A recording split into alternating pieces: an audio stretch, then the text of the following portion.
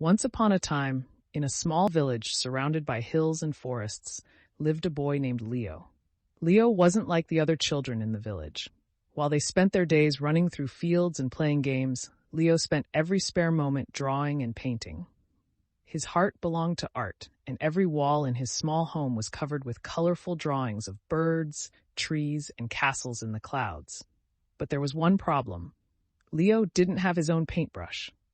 He used old twigs, leaves, or even his fingers to create his art. No matter what he used, his love for painting always shined through, but he often wished he had a real paintbrush. One bright afternoon, Leo decided to explore the forest beyond the hills. As he wandered deeper into the woods, he stumbled upon something strange. There, lying on the ground in a beam of sunlight, was the most beautiful paintbrush he had ever seen. The handle was made of smooth, polished wood, and the bristles shimmered. Curious, Leo picked up the brush. As soon as it touched his hand, he felt a tingle of energy race through his fingers. Could it be a magical paintbrush? He decided to try it out. Finding a flat rock, Leo dipped the brush into a puddle of water and began to paint a bird. As soon as he finished, something extraordinary happened. The bird in his painting flapped its wings, chirped, and flew off the rock. Leo gasped in surprise. The paintbrush wasn't just magical. It could bring his drawings to life. Filled with excitement, Leo ran back to the village, eager to test his new paintbrush. First, he painted a flower on the ground. The flower immediately sprang up, colorful petals swaying in the breeze.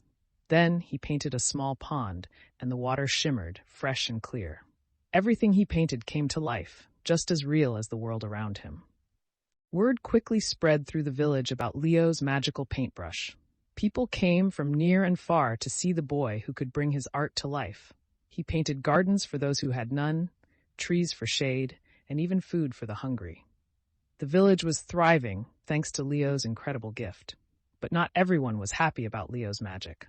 Far away in a grand castle, a greedy and selfish king heard about the boy and his paintbrush. The king loved gold and riches more than anything else, and he wanted the magical paintbrush for himself. He sent his guards to the village to bring Leo and his brush to the castle. When the guards arrived, Leo was busy painting a beautiful rainbow over the village square. They seized him and took him to the king.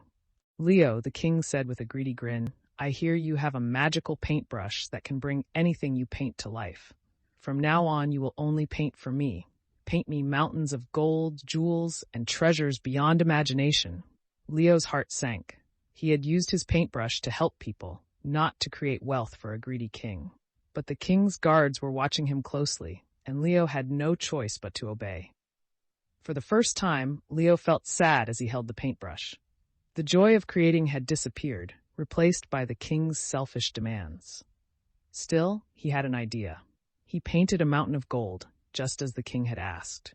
The treasure sparkled and glittered, and the king's eyes gleamed with excitement. But Leo wasn't finished. With a few more strokes of his brush, he painted a giant wave of water, rushing toward the golden mountain. As soon as he lifted his brush, the wave came crashing down, washing away the gold. The king's joy turned to anger. "How dare you trick me?" the king shouted. "Paint my treasure again, or you will never leave this castle." Leo's heart raced, but he wasn't afraid. He had learned that the paintbrush's true power wasn't just in creating life, but in protecting what was right. Quickly, he painted a giant bird, larger than any creature the king had ever seen. The bird swooped down, grabbing Leo in its talons and flying out of the castle. The king's guards chased after them, but the bird soared high above the castle walls, far out of reach. As they flew over the forest, Leo saw the village below. He had missed it so much, the friendly faces, the fields, the laughter of the people. The bird gently lowered him back to the village, where his friends rushed to greet him. "Leo, you're back!" chimed a chorus of happy voices. Leo smiled and looked down at his magical paintbrush. He realized that the brush wasn't meant for wealth or power. It was meant to bring joy, help others, and remind people of the beauty that surrounds them. From that day on, Leo continued to use his paintbrush, but he did so wisely. He painted gardens for the elderly, toys for the children, and food for the poor. His magical art made life better for everyone, but he never used it for greed or selfishness. As for the king, he never got his treasure, and he learned that no amount of gold could replace the happiness that comes from kindness and sharing.